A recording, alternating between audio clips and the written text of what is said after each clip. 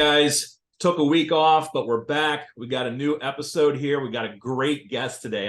I had this scheduled about a month ago. He's been super busy with the rollout with the start of the baseball season. I'm glad I finally got him. I think you guys are in for a really good conversation here. Let me introduce Scott Namath. I've known Scott for quite a number of years. Scott, and I should mention, Scott works for Steel City Distribution, if that's the right name. You can correct me, Scott. But Steel City Collectibles, yeah. Yeah, Steel City Collectibles. Steel City, Scott, I don't know if you even know this. When I started breaking back in 2018, I got turned down by the first couple of distributors that I applied to. You were the first distributor to pick me up. So thank you for that. I don't know if I ever had a chance to thank you, but you got my start in breaking. So thank you. Awesome, man. Happy to have you on board. I appreciate it. So Scott, I noticed PNC Park behind you. That's probably, and maybe the ball cap might be a clue as to where you are, but tell us a little bit about you. Well, my name is Scott Namath. I'm from the Pittsburgh area, just east Irwin, PA originally. I still live just south of the city, so I still say I'm Pittsburgh born and bred. I've been with Steel City Collectibles for coming up on 4 years now, so it's by far the most fun job that I've ever had. I've done a little bit of everything from here to there, from the restaurant industry to building refractory parts for steel mills with my father. So, I've had jack of all trades, master of none, as they say, but this is by far my favorite niche that I found. So I think the viewers would agree that they would love to work for a company that deals in sports cards as a living, right? So I would imagine you get asked quite a bit. Is there any openings there, right? yeah, it's not too shabby. I like it. Yeah. I bet. Now, how long you been there? It'll be 4 years in September, like mid-September. So when I started breaking, you must have kind of been early in your days at Steel City. Yeah, it would have been pretty early on. Yeah. You could say I was your first customer. You could say that. Folks, yeah. Okay. Yeah. That's pretty cool. That's pretty cool.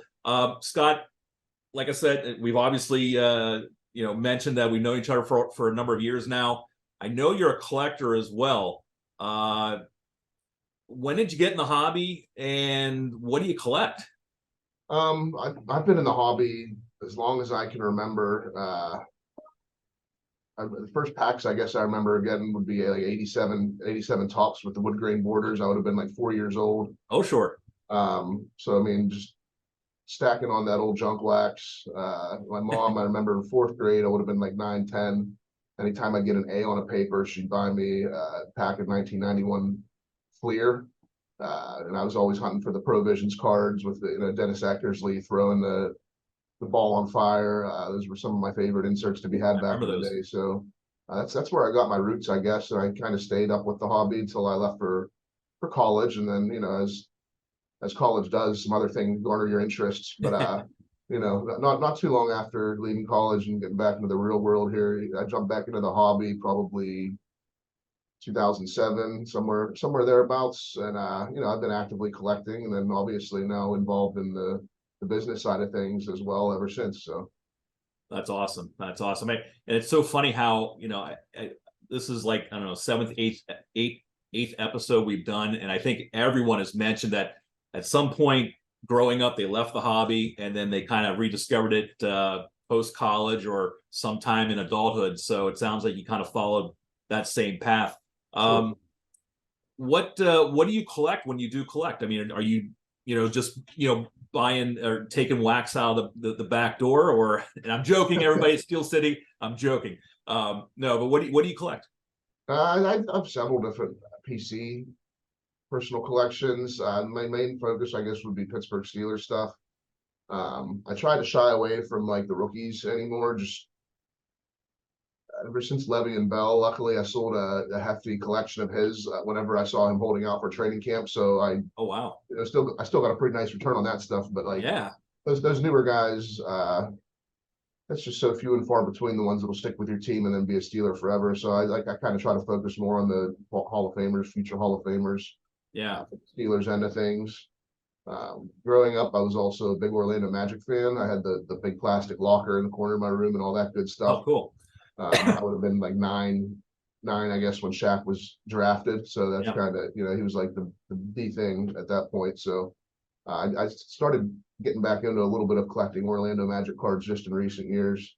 And then just I like cards that are just meaningful to me. They might not be a Steeler or Orlando Magic or even Pittsburgh related, but if it sparks an interest or a passion or relates to a family or a memory that I had, then that's as valuable to me as a PSA 10 Trout rookie. So Yeah, yeah, no, and that I mentioned to you that's really what this show is all about, is really to connect with the collectors out there and talk about what's most important to them.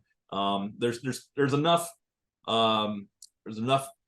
shows on YouTube and what have you, people bragging about their biggest hits, their biggest autos, their $100,000 card they pulled out of the pack or whatever, and that's all well and great, but I'm really interested in learning what's important to you guys. So guys, when we come back from the break, Scott hasn't told me anything, as I always tell my interviewees, but I know that he's got some real treasures to show us. So Scott, I hope I'm not setting you up too big there, but I can't wait to see what you got.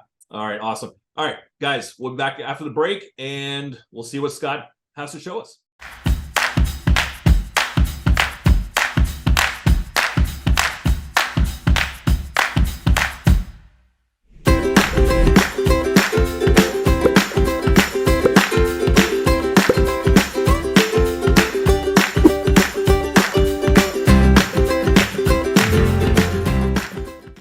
Guys, we're back. Scott, what do you got for us? I got a little mishmash of everything that I kind of just covered as far as my interest in collecting go. I guess the first one that I'll show off here is that not going to work? Yeah, maybe a little closer to the camera, maybe. Yeah, sometime. Oh, or maybe back to towards your face, maybe. Oh, there you go. There you go, in front of your face. There you go. I don't know if you can see. It's a Shaq Beam Team card, 92-93. Okay. Awesome set. The Jordan from the set's also beautiful.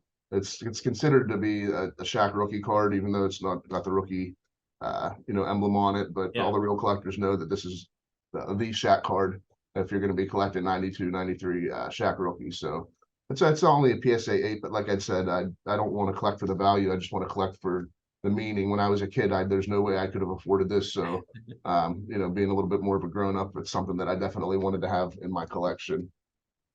It's nice that now that we're grown ups and hopefully we have a little bit of discretionary money. I joke, I call it the HDK fund, the Honey Don't Know fund, right? And and able to maybe afford some of those cards that you couldn't afford as a kid, and that's a great example. Yeah.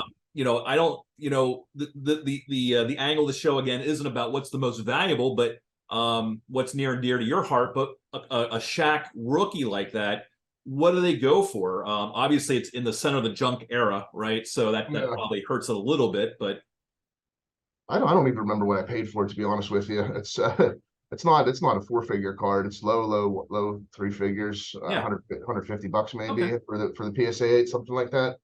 The 10s go for crazy money, but it's a tough grade on those for certain. Yeah, I'm sure. But again, it like you said, you grew up being a Shaq fan and had even had an Orlando Magic locker in your room. I lived in Orlando at the time, so I'm kind of kicking myself that I didn't jump on the Shaq bandwagon early, because I probably could have scored some merch or some cards or something. But I'm not the biggest basketball fan, so it passed me quick. So it happens. That's cool though. Yeah, very cool. Thank you. Another one I guess I have, we'll jump up a grade here, was my guy. I had this card whenever I was growing up. I ended up selling it or trading it for something. I think I got in trouble in college and I might have needed to, come up with some funds quick or whatever. So I just rebought this one kind of recently. It's Joe Montana rookie. Yeah. It's a mint 9 with the off-center designation. Okay. So Yeah. I got this like pre-pandemic, like right before things started to jump up. Okay. I think I got it for like 300, which even with the off-center designation, Yeah, right now it's if you looked at the value of cards, which we're not doing, we're looking at what they mean to our hearts. absolutely. But it's part of the it's story, right? it's jumped up quite a bit probably since then, but it's one that won't leave either. I live in Monongahela, Pennsylvania, actually, which is the town that Joe Montana grew up in. Oh, wow. The local high school, Ringgold High School, he graduated from there. The high school stadium is Joe Montana Stadium. So Oh, wow. yeah, I even bumped into him at the National this last year, the Panini VIP party, and let him know that I was from there, and he seemed very interested to see how the town was. And I think his parents might even still live in the area. So it's He's another. you got go ahead. But that's not another nice card I like to, that I'm not going to let go anytime soon. Yeah, he's a super nice guy. I saw him at a autograph signing in Las Vegas at the Venetian. Okay. If you ever been there, there's a sports collector, autograph shop in the shops there at the Venetian, and he was signing autos there. But we chit chatted a little bit. Super nice guy. Actually stayed at the Venetian whenever my brother and I were down that way for the NFL draft last year. I love staying there. The rooms are great. The restaurants are great, and they got a nice poker room. not to plug the Venetian, but There you go, yeah. you could send some royalties my way. Yeah, they can float a little ad right through here. Yeah. I like it. I'm gonna start advertising. Venetian. You can monetize that for sure. I should. Well, very cool. Yeah, a Joe Montana rookie. Oh, it's always collectible. It's a staple. 81 or no, 81, right? Yeah. 81 is still, I don't consider 81 to be part of the junk era, and I don't really think most people do. Junk era kind of came about 87, 86, 87, 88. So it was pre junk era, and I think it's always going to hold its value. One of the greats. So. Yeah, most definitely. Yeah, awesome. Another neat card I have. Not necessarily the player that's on it. It is the only autograph I have of this guy in my collection. Yeah. It's a John Elway on-card autograph. Yeah. It's from 2001 Donruss Classics. Okay. The thing of it is, though, if you look at it's got a piece of the turf from Three Rivers Stadium in the card. Ain't that something? They had a whole insert set of these with actual swatches of the stadium taken. I don't know if they were all from Three River Stadium, but like this one is. It actually says it. Yeah. So that's from the old stadium before they tore it down. Yes, sir. Yeah. That's cool. So that would have been. I think it got torn down in like 2001. I remember I was like a senior. Yeah, in high school, so it was right around then. So this must have been like fresh off of the construction vehicle and into the cardboard. So they had a dump truck just sitting there waiting for turf to take over Donruss, right? Right. Yeah. It's the one I've had for like 6 or 7 years. It's not. I'm not sure what the value on it would be. They're hard to come by. You don't see them too often. So yeah, I've never seen one. Yeah, they're pretty sweet. And by the way, props to Heinz Field for renaming it Heinz again. I was distraught when they took the Heinz name off it. So props to Heinz for paying the advertising money or whatever. Yeah, they got one of the ketchup bottles back up. That's good. Yeah. Oh, I mean, it's something. It's a landmark, right? I mean, for sure.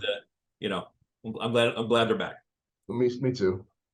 Let's see what else we got here. Here's another cool one from my youth. I actually bought it off of my friend of mine who was getting rid of some stuff whenever he was home to visit from Atlanta. Okay. 95 Metal Silver Blaster Spider-Man. Yeah. It's mint 9. The grades on those are super rough with like the full bleed to the edge of the photo. So I mean, it's a super tough grade, and it actually sells really well in a mint 9. I was super into the Marvel cards in like 95 or so. My mom and I would go to get allergy shots on the weekly, and in the plaza next to the doctor's office there was a card shop. So that's cool. Yeah, she would let me get my shot first, so that while we were waiting for everything to be clear and the go ahead, I could go. She'd give me a few bucks and I'd go buy some packs. So that was huge. The 1995 Marvel Metal and the 1995 Fleer Ultra X-Men were huge in my childhood. So yeah, we don't do much. Well. We don't talk much about like non-sports cards. So I'm glad you brought that. Back now, I'm a little older than you, and this is going to show my age. But back in the mid to late 70s, I was a huge Star Wars card collector. Okay. And as a matter of fact, I have sets of each of the the yellow, green, red, and blue. And I actually have a few sealed packs Nice. behind me. Yeah, Okay.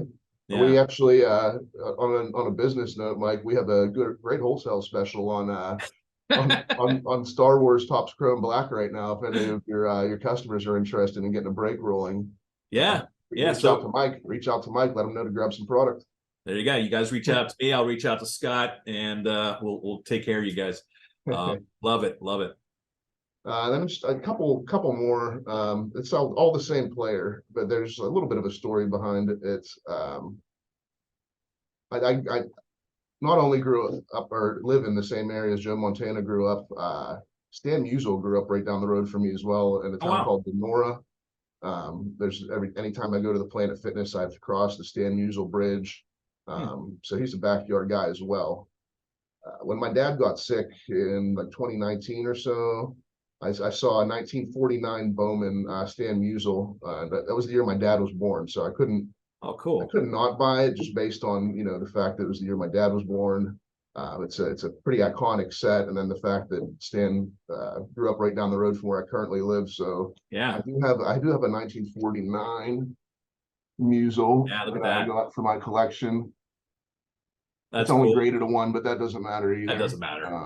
So since I was on that kick, I went ahead and I found a beat up 52 Bowman of Stan Musial as well. That's the year my mother was born. Boy, not that that's not a great card, but boy, too bad it's not in Mickey Mantle, right? Right. So yeah, I figured it'd be cool to have one for my mom, one for my dad, and then since I was on that kick, I had to go ahead with the 1948 Stan Musial Bowman rookie. Look at that. So yeah, I mean, I don't have any parents or loved ones that were born in 1948, but I figured I already had the 49 and the 52, so why not just go balls to the wall and grab the rookie too? So that's awesome. I didn't pull any of those for you, did I? No, yeah. That's awesome. That's awesome.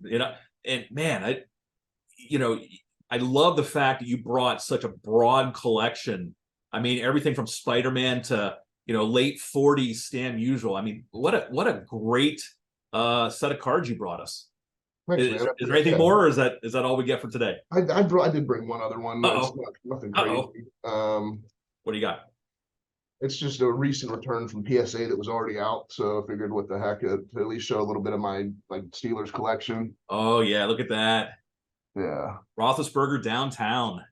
The dime on it too, so that's clutch. But yeah, and it's super hard to get a 10 on those. You see a lot of pitting, dimples and that kind of thing. So or scratches. Yeah, for certain. Yeah, so I was pretty excited when it came back that way. But I guess that'd be the icing on my cake. That's all I brought with me, Mike. No, hey, I'm quite impressed, and I'm a Steelers fan, so I'm even happier than the typical viewer here. But that's, man, what a cool collection you got there, Scott. Thanks, Mike. Might have to have you back. I bet you got some other gems that you could show us. Yeah, man, I'd be happy to come back anytime. I appreciate it. Scott, thank you so much for spending your time today with us. Guys, check out steelcitycollectibles.com. Do I have that right? Yes, sir. You got it. Check out my site, grosscardbreaks.com. Jump in a break either on the website or on Facebook. We run breaks every day. I just did the Optic football that just came out today. I just did a 2-boxer literally an hour ago. Good stuff. Scott, thank you again. Everybody, thanks for watching. We'll catch you soon.